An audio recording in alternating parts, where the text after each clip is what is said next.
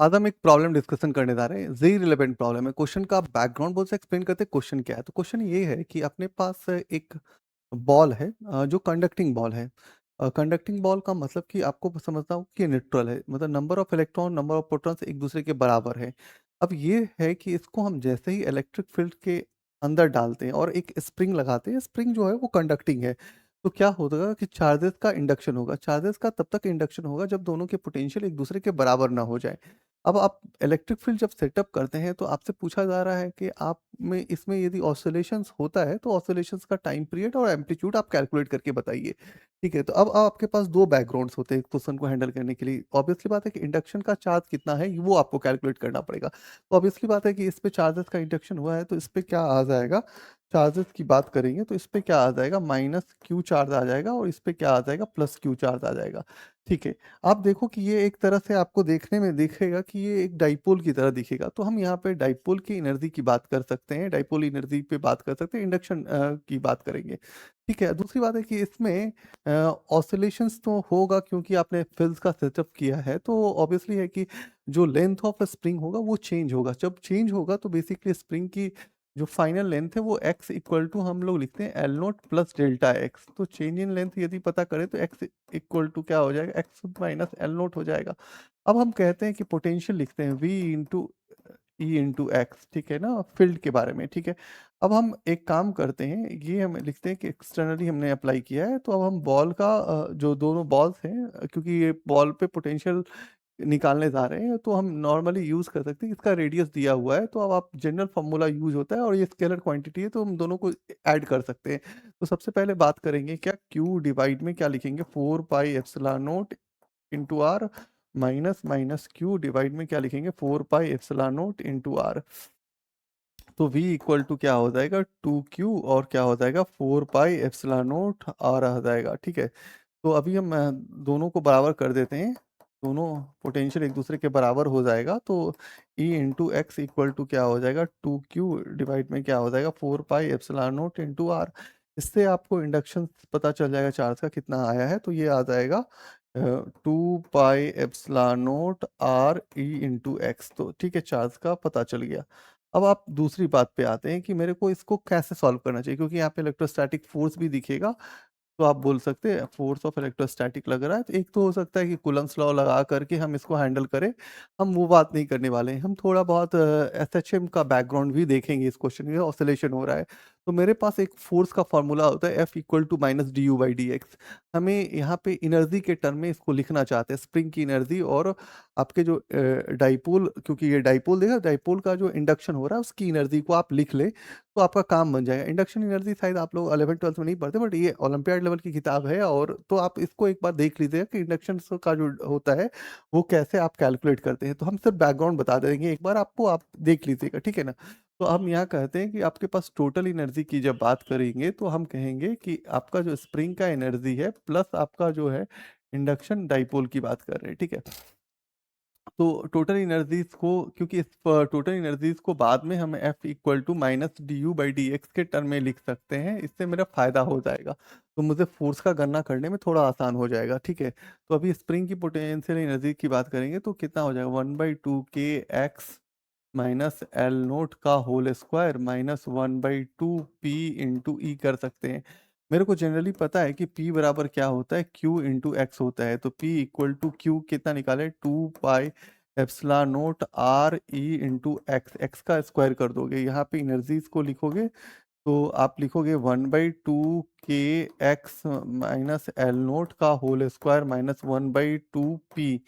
P की जगह Q into ई लिखेंगे, ठीक है ना, P के equal to Q into X लिखेंगे। तो ठीक है, तो जस्ट हम इसको लिखेंगे यहाँ पे, ये वाला टर्म कितना लिखेंगे, 2 पाई एप्सिलॉन नोट आर, यहाँ से ई का मल्टीप्लाई हो जाएगा और एक्स स्क्वायर, यहाँ से हम 2 और 2 को कैंसिल कर लेते हैं।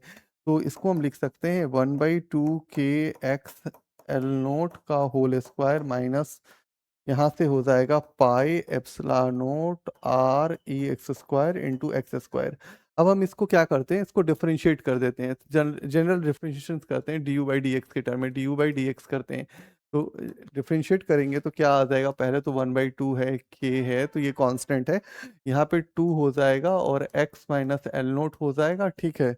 और यहाँ पे पाई epsilon naught R E X square, और एक्स स्क्वायर का क्या हो जाएगा, 2x हो जाएगा जी। यहाँ से ये 2 और 2 बढ़ जाएगा, तो आपको तो लिखना है f equal to minus D U by D X में।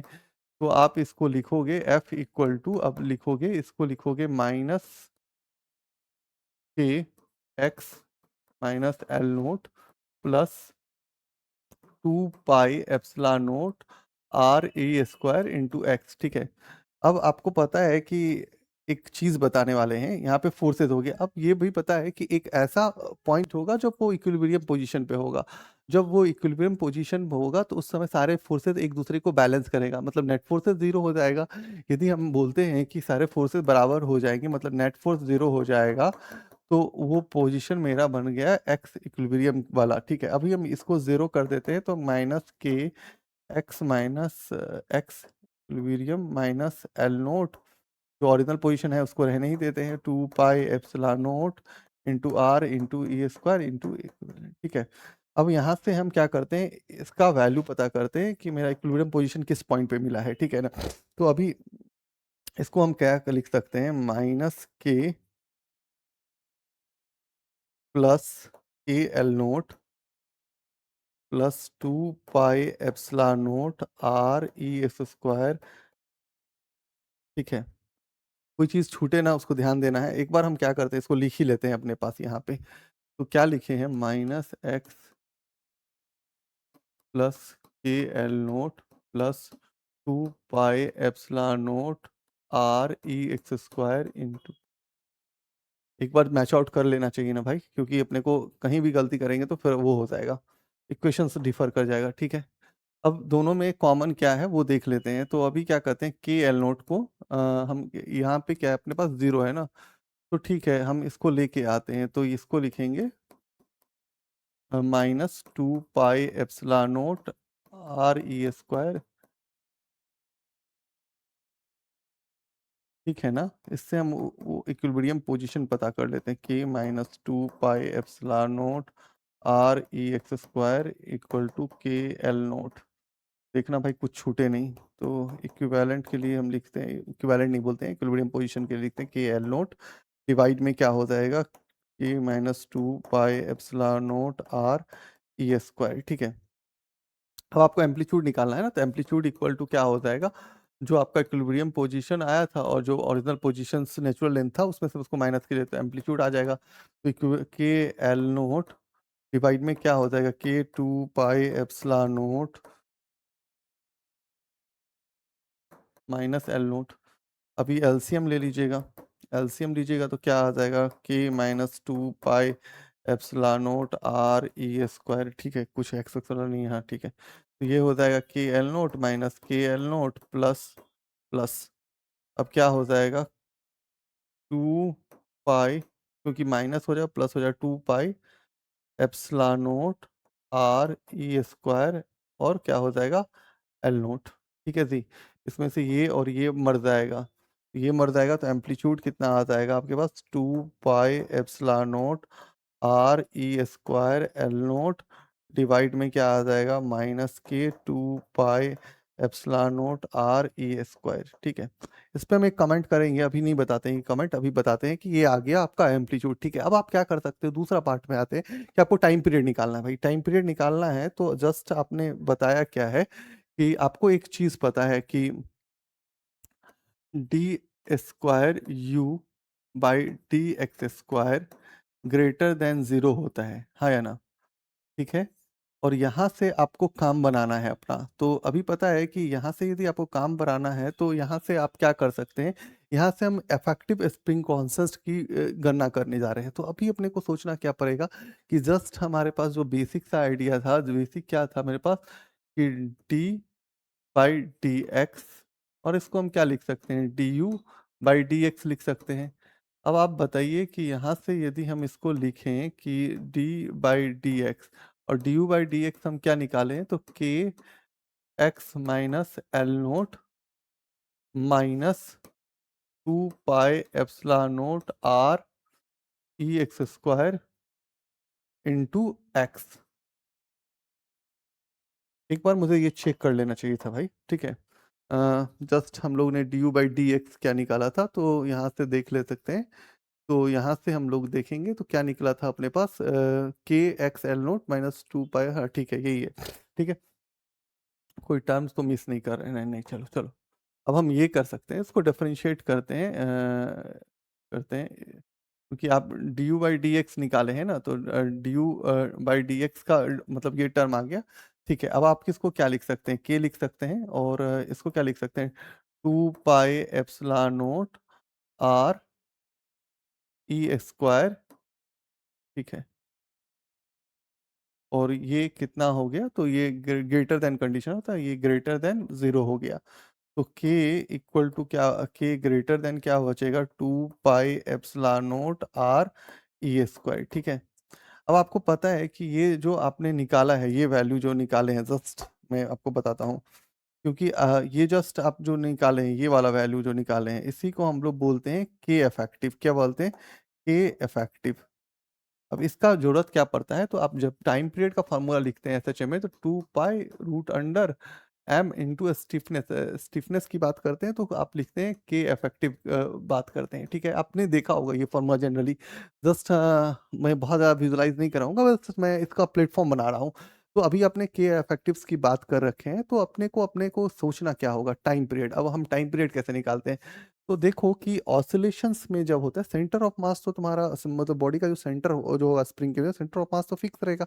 बट ये जो बॉडी ऑसिलेट होगा, तो एक को तुम क्या क्या करो, हमेशा फिक्स कर दिया करो। तुमको बताते होंगे सर लोग, एक को फिक्स कर दो, दूसरे को ऑसिलेट करते हुए देखो, और दूसरे का ऑसिलेशन से क्या करते हो, वहां पे रिड्यूस मास वाला कॉन्सेप्ट लगा करके तुम बना लेते हो। तो यदि reduce of mass mu equal to क्या हो जाएगा, यहाँ पे एम बाई टू हो जाएगा। पता है ना एम बाई टू क्यों होता है, तो जस्ट तुमको पता होता है कि m इंटू एम हो जाता है, और यहाँ पे क्या हो जाता है, टू एम हो जाता है। जस्ट रिड्यूस मास वाला कॉन्सेप्ट लगाते हैं, time period equal to two pi root under M, M by two. Two के जगह हम क्या लिखेंगे, two K minus four pi epsilon naught R, और क्या हो जाएगा, ई स्क्वायर हो जाएगा। तो तुम्हारा टाइम पीरियड भी निकल गया। जस्ट एक क्लिक था इसके अंदर, क्लिक क्या था वो बताते हैं। जब एम्पलीट्यूड हम लोग निकाले थे, जस्ट एम्पलीट्यूड, तुम जब बुक का आंसर मैच आउट करोगे तो तुम्हारा एम्पलीट्यूड जो है वो यहाँ पे टू नहीं है। तो वो क्यों नहीं है वो बताते हैं कि हमने पूरा एम्पलीट्यूड निकाला है। उसने क्या बोला है कि एक बॉल का एम्पलीट्यूड निकाला है। जैसे मेरे पास ये टोटल है, इसको यदि हम a बाई टू कर देंगे, तो तुम्हारा क्या हो जाएगा, एक बॉल का एम्पलीट्यूड पता चल जाएगा। उसने एक ही बॉल का एम्पलीट्यूड आंसर में लिखा है, बट लिखा क्यों है मुझे आइडिया नहीं लगा, क्योंकि उसको एम्पलीट्यूड इसी टर्म में लिखना चाहिए था। ये सॉलिड टर्म है। काफी लोग इसमें क्या करते हैं, टू के एक्स लगा करके फिर उसको आंसर मैच आउट कराने का कोशिश करते होंगे। तो वो शायद उतना जेन्युइन वे नहीं है। मुझे लग रहा है कि ये ज्यादा जेन्युइन है कि आप वो पूरे का एम्पलीट्यूड पता करिए, ये ज्यादा सही होगा। और उसने बोला नहीं है, बट पता नहीं पाथफाइंडर ने लिखा है इस बात को, तो क्या एनालिसिस रहा था, बट एनालिसिस यही होगा कि एम्पलीट्यूड को उसने लिखा होगा, जो टोटल एम्पलीट्यूड होता एक बॉल का पता करना चाह रहा हो, तो एक बॉल का करेगा तो ए बाई टू करके वो कैलकुलेट कर लेगा। अब देखो इस क्वेश्चंस के अंदर का तुम पूरा बैकग्राउंड देखो, तो देखो कि ये एकदम ट्रिकी सा सवाल था, बट आपके पास जो ऑसिलेशंस का ये वाला नॉलेज नहीं होता, और ये नॉलेज जो होता है इसमें शायद आप पढ़ते भी होंगे कि यहाँ पे के इफेक्टिव वाला इक्वेशन सर बताते होंगे आपको, और किताबों में दिया हुआ है यार, जितनी किताबें मैंने देखी उस सब में मिल जाता है। ठीक है, दूसरा है कि इसको डिफरेंशिएशंस वाला पार्ट फॉर्म था, टाइम पीरियड्स का फॉर्मूला था। तीसरा है कि मेरे को यहाँ से एक स्मार्ट तरीका लेना था, F equal to minus D U by D X वाला ये लेना था। दूसरा है कि ये एक नया चीज था आपके लिए, हाँ जनरली ये एक आपके लिए नया चीज था। तो आप जरा जाकर ढूंढो कि एक डाइपोल का इंडक्शंस का जो पढ़ाई होता है उसमें one by two into P into E क्यों लिखा जाता है। आप इसको जाकर के ढूंढो। तो आज के लिए थैंक यू। मुझे लग रहा है कि ये वीडियो थोड़ा क्लियर विजन देगा आपको एसएचएम और हर चीज़ के पार्ट के लिए। तो आप एक बार कमेंट बॉक्स में बताना कि कुछ और भी इंक्लूड करना होगा। एक और प्रोसेस है, बट वो प्रोसेस उतना जेन्युइन नहीं है, कि उसमें बहुत लेंदीज हो जाएगा। तो ये था कि मेरे पास कुछ कुछ स्टेप का आइडिया लगा करके हम इसको सॉल्व कर सकते हैं। तो आज के लिए थैंक यू।